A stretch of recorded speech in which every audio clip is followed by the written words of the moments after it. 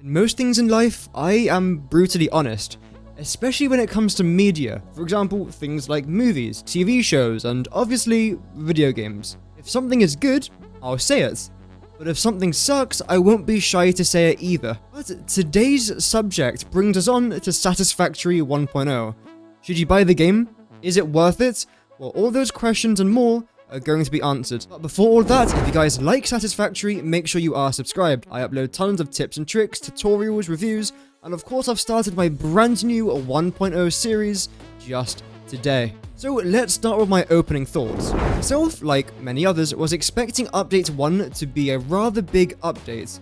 New machines, new features, new quality of life changes, the whole 9 yards. But what we got was so much more.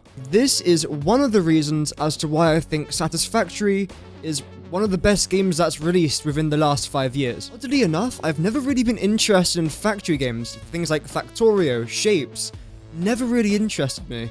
But there was just something about Satisfactory that seemed really appealing. And I got it, and I've never looked back since. The developers of the game, Coffee Stain Studios, have done an absolutely remarkable job. So if anyone from Coffee Stain Studios does end up watching this video, which I kind of doubt it, thank you. You've created a really good game, as we'll go into talk about, because I have got some good points about Update 1 and Satisfactory in general, as well as a couple negative points, because I can't just spend the next 10 minutes praising the game. Starting off with some of the best things about this game, and it's the quality of life changes since 1.0 dropped. For example, things like guidelines, and this would actually massively help newer players as well as veterans as well. If you don't know what a guideline is, when you try and place down something like a constructor, a smelter, or another part, there should be a line that shows you where to place the object.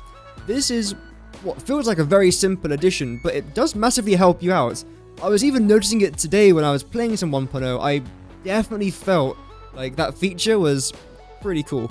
Even things like the new conveyor, for example, we now have a Mark 6 conveyor belt in the game which can handle 1,200 items per minute, and it doesn't take me to tell you, that's very good. Additional quality of life changes, like reducing the amount of fuel needed for a fuel generator, so you place down less generators, which means you save resources and save logistics. It's those small things like that which show you that they actually do care about like player happiness and player joy, and obviously playing the game. It's clearly a dev team that cares about its consumers, and I feel like we desperately need more of that in this world. Secondly, of course, we have new architecture. The architecture in Satisfactory in total is actually very, very good. When you look at it at first, you might think, okay, well, it lacks a couple walls, most likely. It's only got concrete, regular walls, you've got some steel-looking thing. The floor looks rather generic, but trust me, if you've seen some of the builds in this game, you can make these items go a long way, and by no means is this like a small amount of architecture either. There is tons and tons of stuff that you can utilize in your game. And bear in mind, this is a factory builder game. This is not some sort of like Minecraft game where there's like 7,000 blocks that you can build with. This is a game for designing a factory. So the amount of architecture they've actually got, and the fact you can create so much incredible stuff with this architecture, shows that it's completely fine the way it is. They've added some new stuff. They've added a couple walls, they've added some barriers, they've added some fences, and one thing which I'll talk about in just a minute, which I can't wait to talk about. But all the architecture in the game right now is completely fine, and I use all of it as well. Again, it's not like a game like Minecraft, where you might have 200 blocks that you could use, but you only use 7 of them, and 3 of them are just different types of wood, and the rest is just stone. In this game, you end up using a bunch of different things. You might use concrete, then you might use the regular wall, then you might use steel, then you might use a different floor. Tons of things in the game. Of course, you can paint most of them as well, which is pretty cool. But the point I've been eagerly trying to get onto is finishes. And no, this isn't something in Call of Duty where you slay someone after you try and lurk them into a dark corner. This is something a little bit different and a little bit less violent. In regards of finishes, you can now paint buildings with a certain shiny undertone, which looks really, really cool. I've built this like quick starter base area thing for one of my creative worlds in 1.0, and you can just see that the Caterium alone looks so cool. And again, I think this is free as well. I don't think you have to pay anything when you place it down, so that's incredible. I've called this next point the Quantum Challenge, because of course, quantum technology is now in Satisfactory 1.0. And it's very good, but I do also find it challenging, and that is actually one of the reasons as to why it's so good. If they made quantum stuff quite easy, like you only need a bit of iron for this, only need a bit of coal for that, it wouldn't really make it that much of a challenge. But the fact that you have to use hundreds, if not thousands, of coal per minute just to make a handful of diamonds, makes it very difficult. And one of the machines you've also added, which has got its entire own category to itself, changes the way that you play the game, which is great. And it's all to do, again, with this quantum challenge that they've added into the game. Especially with a couple other things that they added that's quantum related that I won't spoil in this video, but I've already released a video talking about it a couple of days ago, and let's just say you will like it. Fifth point I'd like to mention is the different machines. I very briefly touched upon this in my last points, but one of the machines I would love to talk about isn't necessarily the quantum encoder, it's the converter. If they added the converter as the only thing in Update 1, if they changed nothing else with the game, this one machine by itself would still be a game changer, let alone the quantum encoder, or the brand new quantum stuff that's also in the game, the fuel changes, the architecture, the finishes, and some more points I'll be mentioning. This one machine in itself is incredible. If you don't know, you can convert one resource into another raw resource just by putting it into the converter and then mixing it with SAM, which, again, is amazing. Of course, the converter also makes other things as well, like excitophotonic matter, dark matter residue, time crystals, fixite ingots, and things along that line. So, yeah, this machine in itself is remarkable. And a bit more about the quantum encoder now. The quantum encoder is great. I haven't had much time to test with it, though, because it's definitely a late-game machine. But from what I've experienced so far, at least, it's great. It's huge as well. I do like the big machines, but I also do like the small ones when you're trying to build a lot of stuff as well.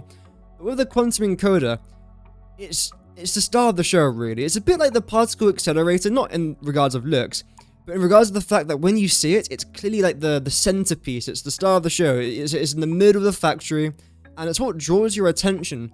You see the smelters, you see the constructors, but bam, you've got a quantum encoder in the middle of your factory. I mean, it draws the eyes straight to it. So, of course, the design of these machines, whoever made that, well done. They're very good. Of course, we can't forget about the particle accelerator, which is more to do with Somersloop, but that's also a new machine in the game, and even that's incredible. It doesn't really produce any parts, but it does make power, which I'll be utilizing a lot in my coming 1.0 series. Something else that I did appreciate that I was slightly actually worried about was that they did keep a lot of good things hidden from us in regards to 1.0. When they kept on releasing these trailers and teasers for Update 1, I was getting a bit concerned that they were gonna just tell us everything before the update dropped, and when the update did come out, we wouldn't really have much to explore. But happily, I was wrong, and I'm very happy to be wrong for that, because again, I created a custom world on Creative just to test out a few things, and the amount of things I found that they didn't tell us is awesome. Things like, again, the customizer, which I'll talk about in just a bit, and some other things as well, which I don't want to spoil, is honestly really good, and I'm very happy that they didn't spoil things like that, because it's nice to build up the hype. They didn't reveal too much about the lore, they kept that a bit hidden, and I'll be very, very happy to find out a bit more information about the Satisfactory lore throughout our series, which, again, I'm just looking forward to. The next point that I'll very quickly touch on is that they didn't make the game easier. If you're new to the game, or if you're thinking about buying the game, you might be thinking, oh, well, that sucks, I want the game to be easier. Trust me, no you don't. Of course you can speedrun the game, you might be fantastic at one thing, bad at the other, and like me, you might just be terrible at everything from the start, but gradually you'll learn from your mistakes.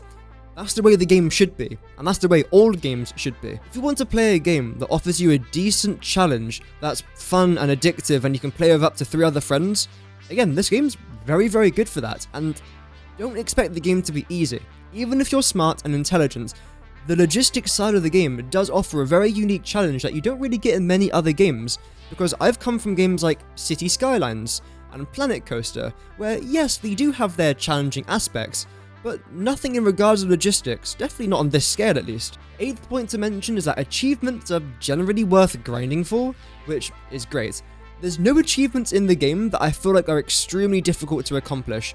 There's one that will take you a lot of time to do, but you could just do it by AFKing, and that's essentially by getting a lot of tickets. You can get tickets from sinking objects, it's a whole thing, it's really cool. When we did have a quick look at the achievements, everything seemed good. There wasn't anything there I was necessarily worried about. There was a few easy achievements, obviously, but nothing to cause concern. So in that regard, again, really cool features. The 9th point I'd like to bring up is character customization. And I know for a fact that no one is going to buy Satisfactory because of this feature. No one.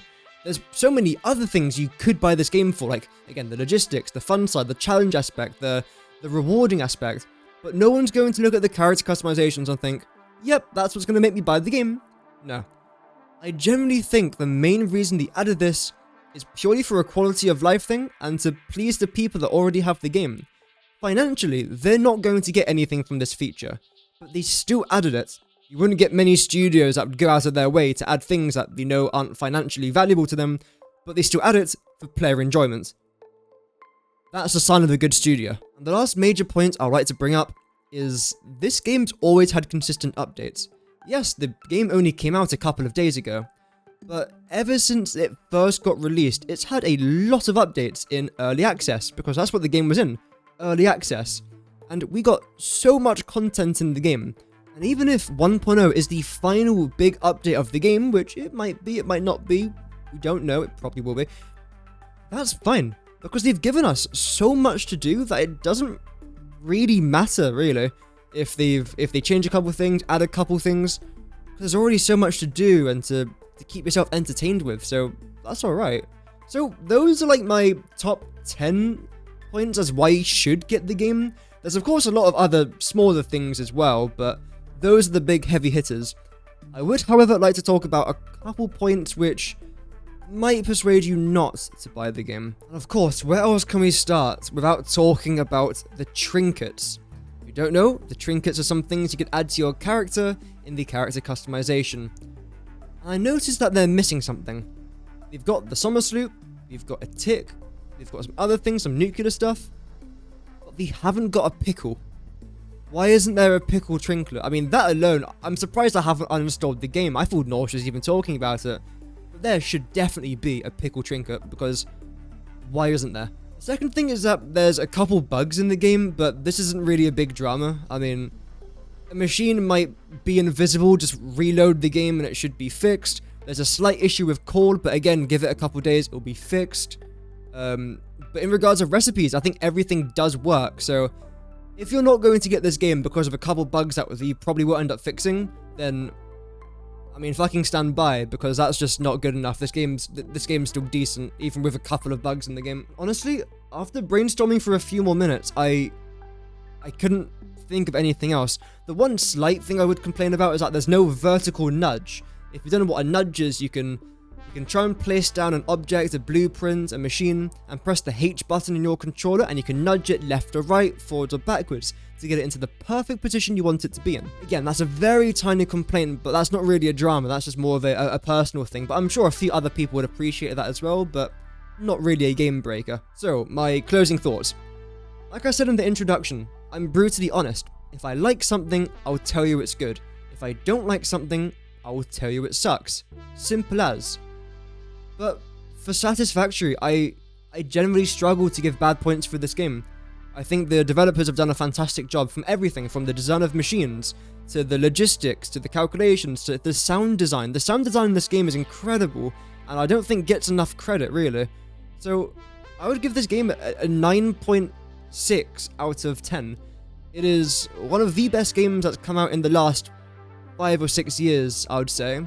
It's definitely up there for me with Horizon Forbidden West. I love that game. I love, of course, Horizon Zero Dawn as well. Very, very good games.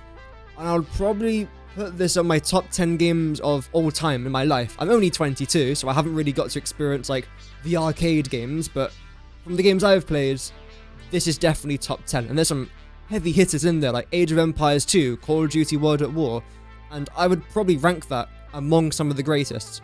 And again, factory games don't appeal to me. Things like Factorio, Shaped, never really got into it. But with this game, it's perfect for me. It really, really is. It offers you something that no other game seems to do anymore, and it combines so many fun elements from other games you might enjoy. So, would I recommend you get this game? No. I'm joking. Yes, of course I would.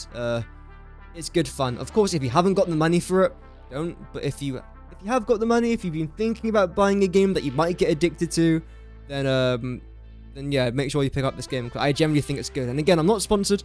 I just, like, of course, a massive thank you to Lo, Chaos Rising, Jan Matejko, and Meow Meow for all becoming members on the channel. If you too would like to become a member, you get access to exclusive badges, emotes, rewards, channel benefits, and a lot more. Click the membership link in the description below to join for £2.99 per month. It is the best way to support my work here on the channel. And that will just about do it for today's video, so click there or here to see more of my content, and subscribe if Satisfactory is the game for you. Have an amazing rest of your day, and remember, Godspeed.